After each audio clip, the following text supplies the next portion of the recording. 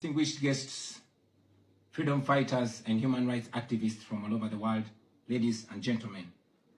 This is my second time speaking at the Geneva Summit for Human Rights and Democracy, and I'm very grateful to the organizers for making it possible for me to speak to you today. In 2022, I spoke about a country that I call home, Uganda, a nation of 50 million people living under the violent military dictatorship of General Museveni, who has for 40 years twisted the law and used the military to stay in power. I told you of how I ran for president against him in 2021, how it was the most violent political campaign yet, and how he massacred hundreds of our people on the 18th and 19th of November 2020. How he shut down the internet on the eve of the election, imprisoned me inside my home for weeks, and then declared himself winner of the 2021 presidential election. Now, it is 2026, and here I am again, speaking to you at the Geneva Summit. Nothing has changed for the better, only going from bad to worse. Despite what happened in 2021, we were driven by hope to give it another try. So in 2025, I announced that I was running for president again. For 112 days, I traveled across the country campaigning, and the population turned up overwhelmingly.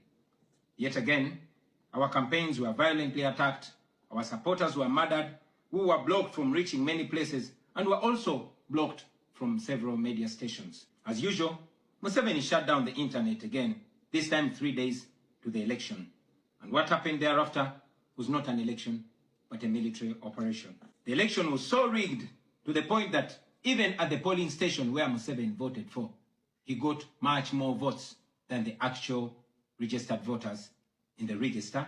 Our polling agents in several places were arrested and whisked away. Several of our party officials were arrested and many abducted. 2 female deputy presidents of our political party were abducted and held incommunicado in a military barracks for 3 weeks before being thrown into a prison where they are languishing right at this moment.